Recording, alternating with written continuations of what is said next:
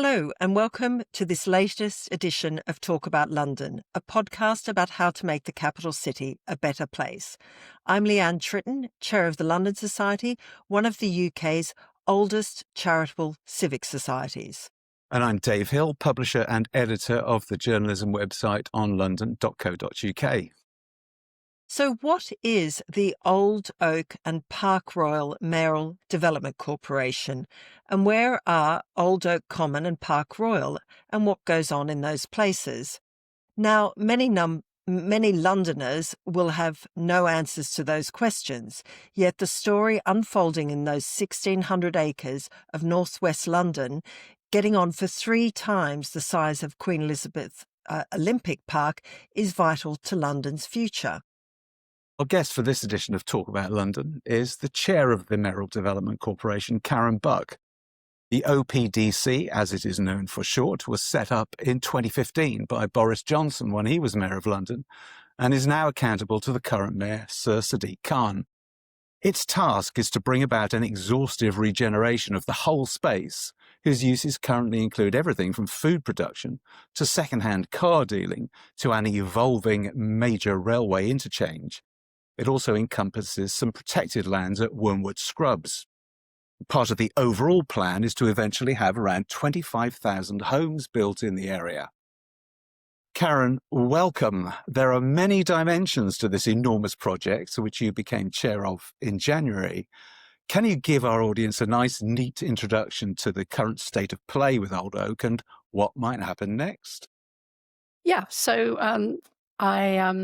as you say, I started as chair earlier this year. I'm a West London girl and spent many years as a Member of Parliament, councillor, and involved in regeneration in other parts of West London. The Old Oak Common Development Corporation, as you said, set up 10 years ago, and it's one of the largest regeneration areas, in fact, in the whole of Europe, spanning an area that includes Wormwood Scrubs, protected space, Park Royal Industrial Estate, which I'm sure we'll talk about more later on, and an area of land, much of which is around the railway lines, the West London railway lines. It's an enormous sort of brownfield development site, the potential, some of which is already underway and much of which is still to be developed, for 25,000 homes, a major economic development area as well.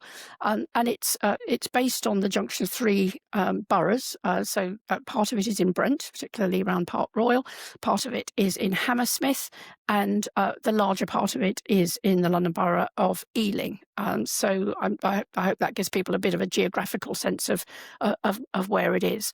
The big news is that we're currently kind of on the edge of launching the next phase of the regeneration, which is the Old Oak site around on some of the brownfield land around the railways up towards Willesden, and that will shortly be going out to find a procurement partner to develop homes and economic opportunities in that area, and that in itself, that alone is one of the largest brownfield sites in the country.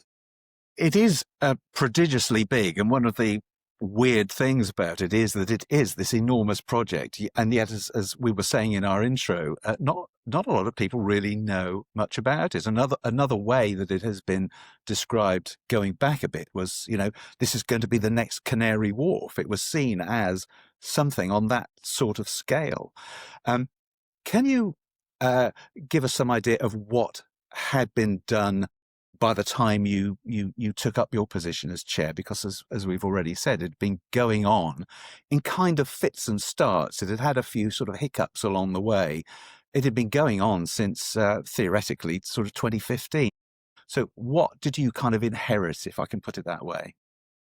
Well, yeah, as you say, when the corporation was set up, it was set up I think without a kind of resource, without a budget, it was not really in a position to take a great deal forward at that early stage. But obviously, what it was aiming to do, and this is very much kind of fitting in with where we are now and where we'll be going, is to take advantage of some of the developments around connectivity, in particular the HS2 and the potential of the HS2 station, which again I'm sure we'll come back to in a minute. So to see some of those opportunities.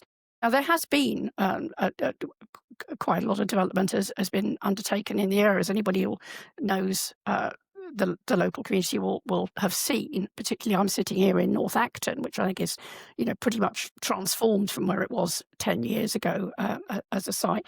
There's, I think, 5,800 homes have already been constructed within the OPDC area, and a significant amount of industrial space as well, and economic development, particularly in partnership with Imperial and Imperial. The Imperial University and what that's brought into the area. So there has been a lot. There was, I think, probably fair to say, some kind of faltering along the way, particularly around one of the sites that had the potential for coming into use, and then that changed pre-COVID. But since then, a lot of the work and a huge amount of preparation work has gone into getting us ready for what is going to be the imminent launch of the development for this particular phase, the Old Oak phase of the development. Yes, well, that's you've set out very nicely for us there the importance of the railway stuff to sort of the next leaps forward. Before we go away from what was already there, I think it would be great if you could give our audience a slightly fuller sense of something I'd never really appreciated until I started to take a bit of an interest in the Development Corporation, was how much of London's food is produced in this area. I mean, it's extraordinarily important, isn't it? Lots and lots. Park Royal is the most amazing place. I'm sure, a lot of West Londoners will have dipped into it for various kind of purchases and services. But I don't think many people have got a sense of what an extraordinary place it is as a kind of powerhouse for London's economy. Yeah, so a third of London's food production happens in Park Royal. I mean, that blew me away when I found that. I've been to see some of those producers, and it's absolutely extraordinary what goes on there. There's particularly strong sort of Middle Eastern food production, which is a kind of very, very major provider to restaurants and supermarkets across the whole of the capital, but not just them as well. And then you've got, a wider kind of what they call foundation economy, a lot of kind of services and retail outlets, and servicing business, servicing building trade, and so forth.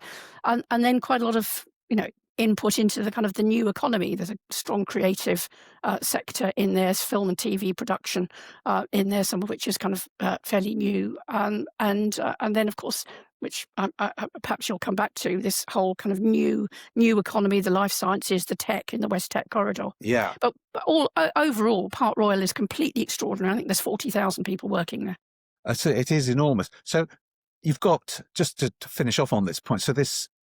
You've got all these businesses well established, doing famously. So what do they need regenerating for?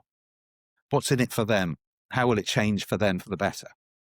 What we're absolutely clear about is that we want to preserve the characteristics and the strength of Park Royal. I mean, London needs and will continue to need that foundation economy. Will continue always to need food production.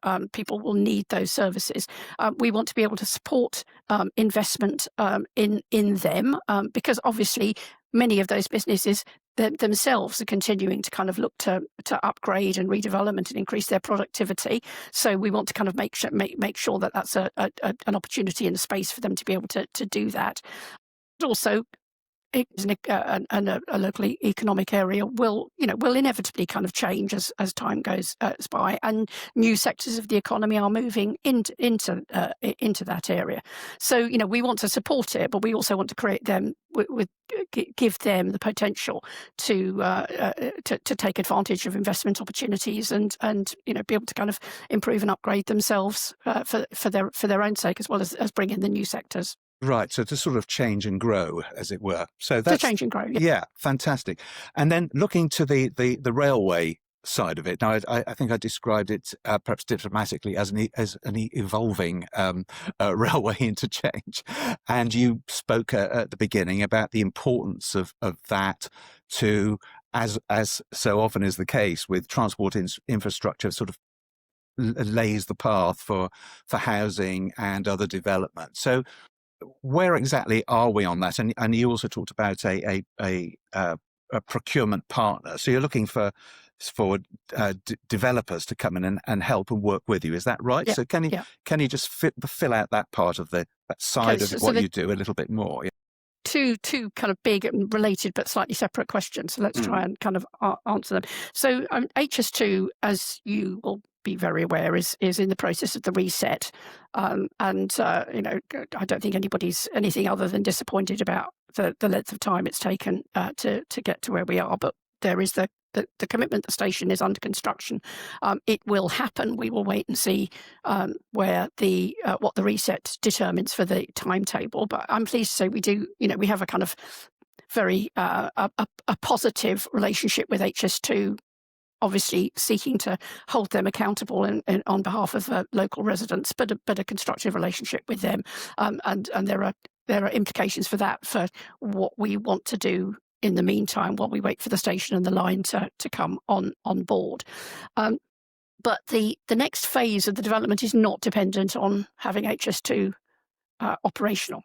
Now, just to come back, I think it's hugely important for the long-term, decades-long process of regeneration in Old Oak that we have HS2, because it's another massive contribution to connectivity, and it will take us to Heathrow. It will link us to the West Midlands. It places this area of West London and its economic opportunity, as well as residential opportunity, into a national, West London, and then a national, and then potentially a global context. So it's very, very important to the saleability of the whole kind of regeneration area. But the next phase, the Old Oak phase that we will be going to procurement in, is not dependent on having HS2 functioning for our ability to build new homes. So the kind of phase of homes, 8,000, but over the course of the Old Oak project.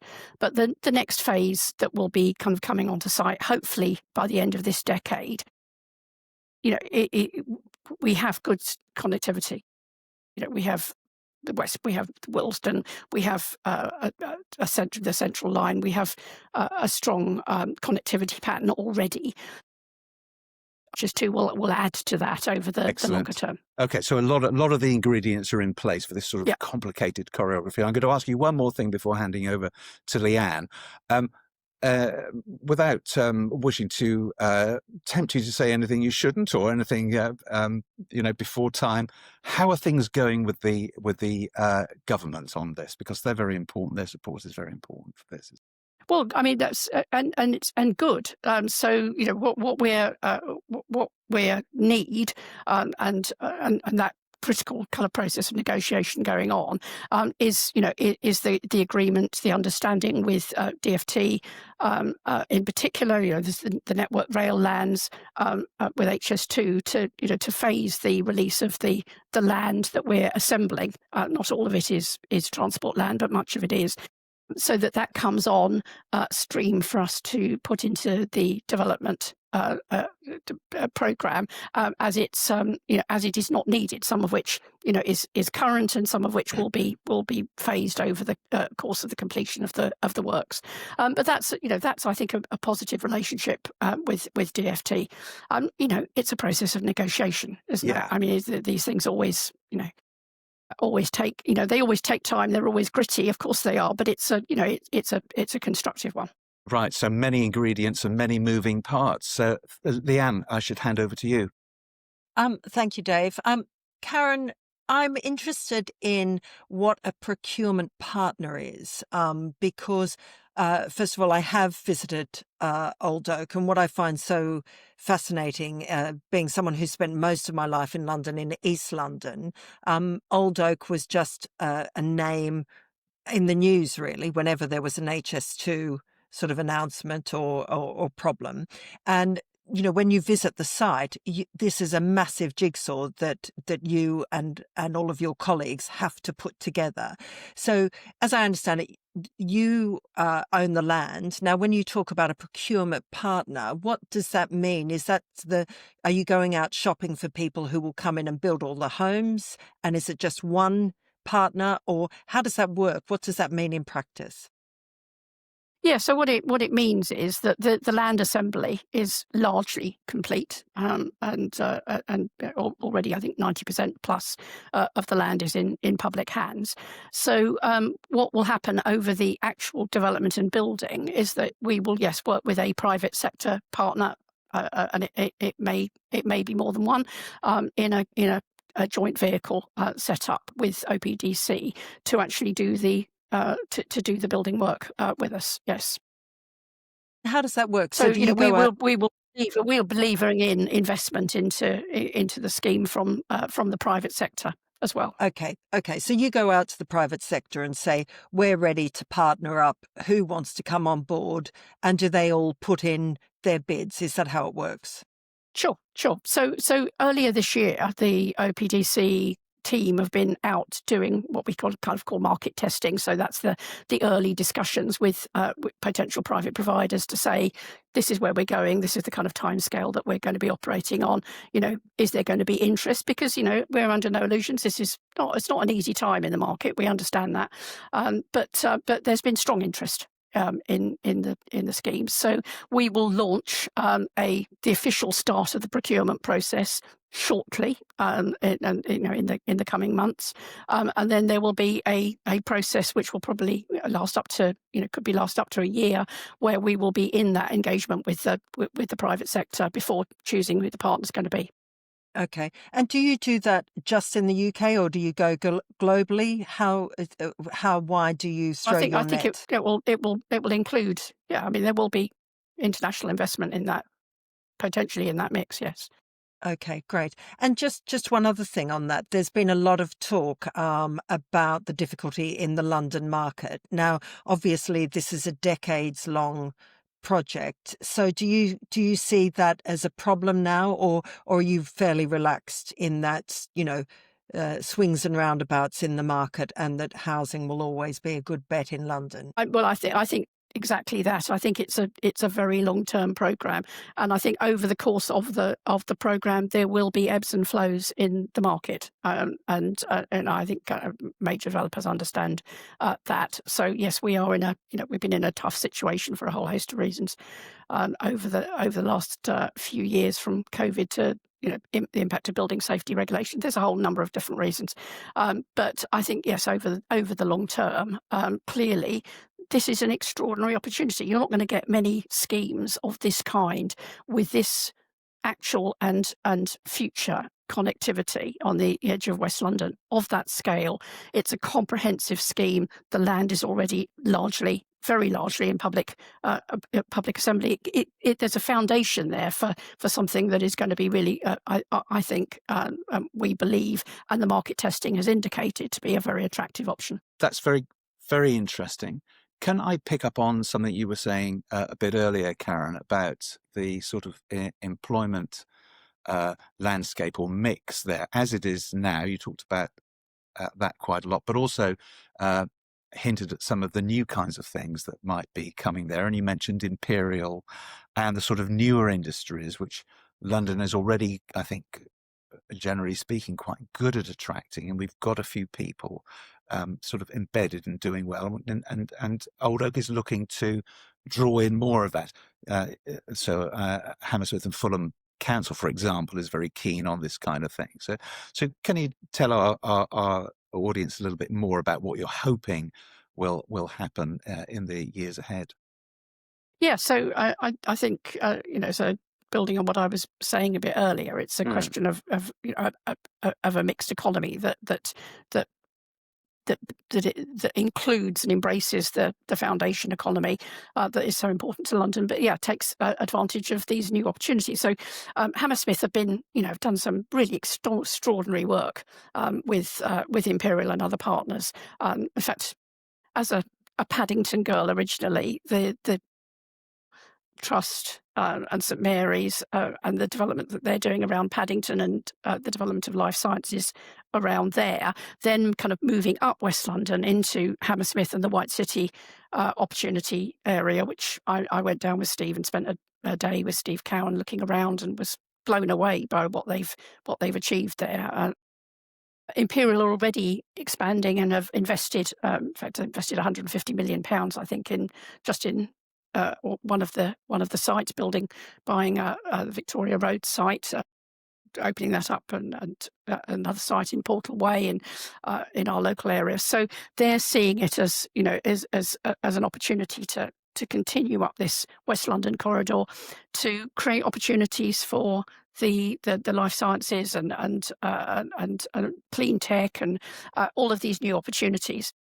And what that will do is that they're, you know, doing some extraordinary innovative work in Imperial, but they need affordable space where people can spin off and create these new business opportunities on the back of the new sort of medical breakthroughs and technical breakthroughs that are occurring in the universities.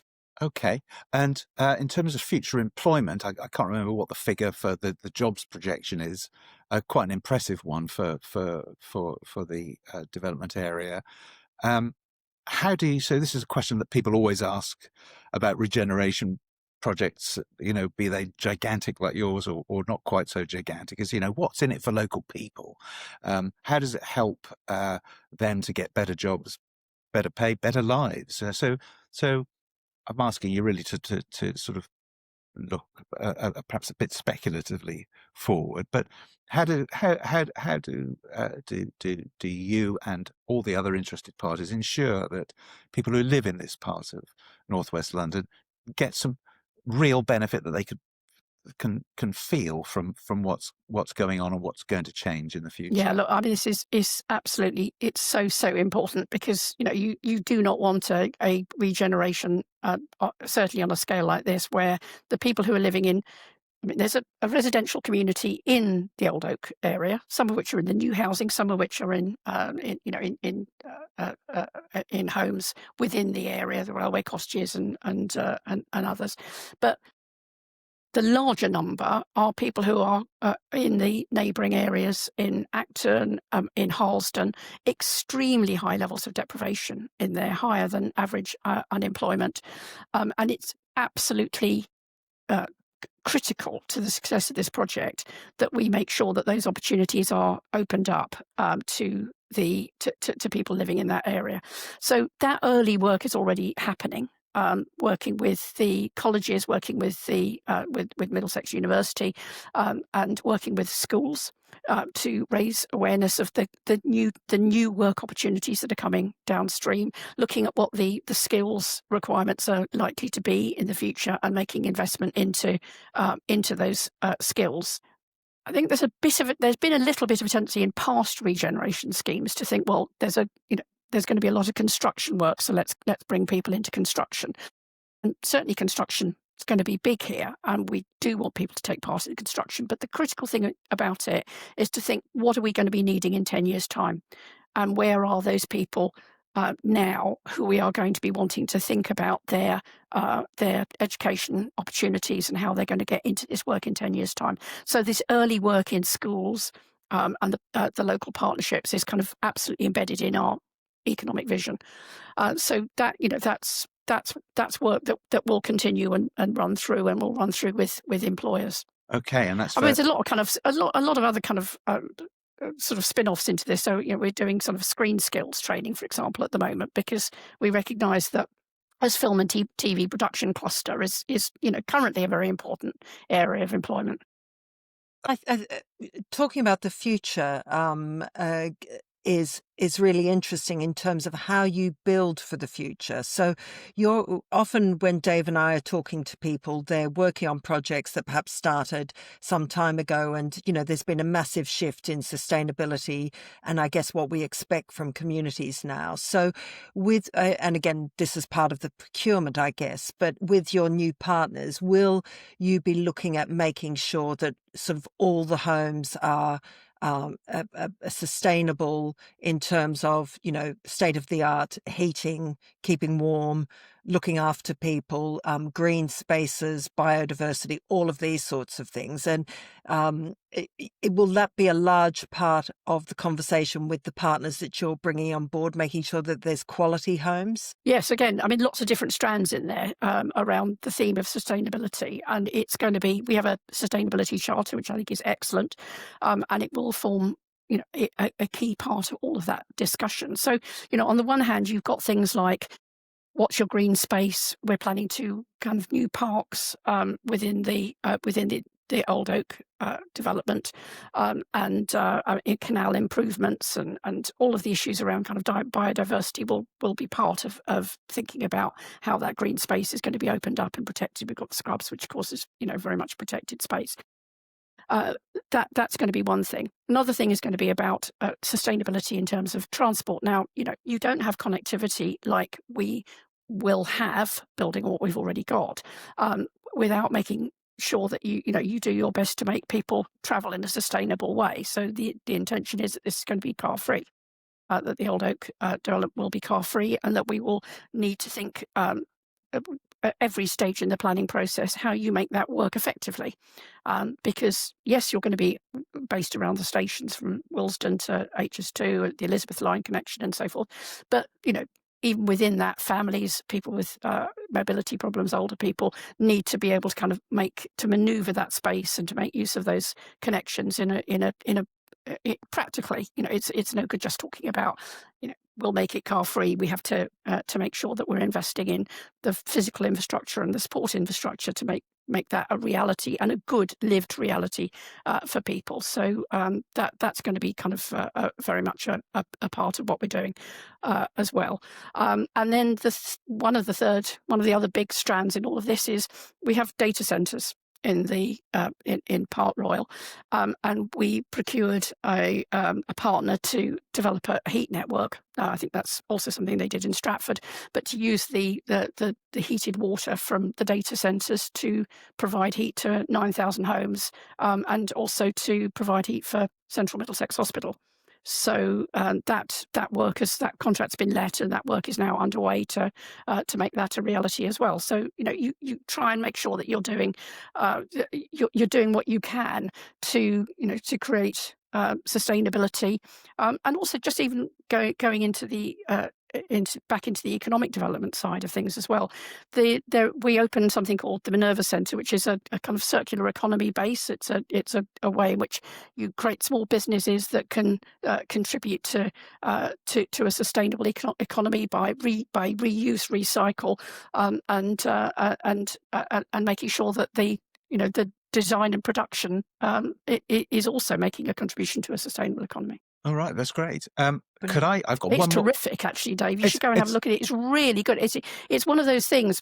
I mean, Park Royal generally just blows my mind. But you go into this, and one of the things they're doing things like, they work with Imperial to create prosthesis in a sustainable way. There's one project in there which I love, which is using discarded coffee cups to make furniture, and it's just gorgeous. Honestly, it's really good. It's so creative.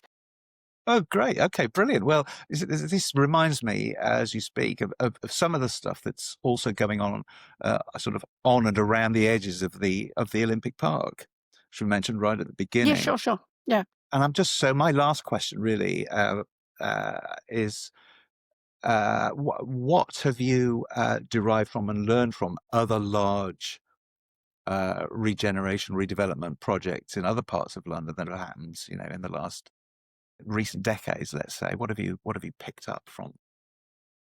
Well, I mean, part of our delivery team, people who worked on Stratford, so you've got direct experience in there.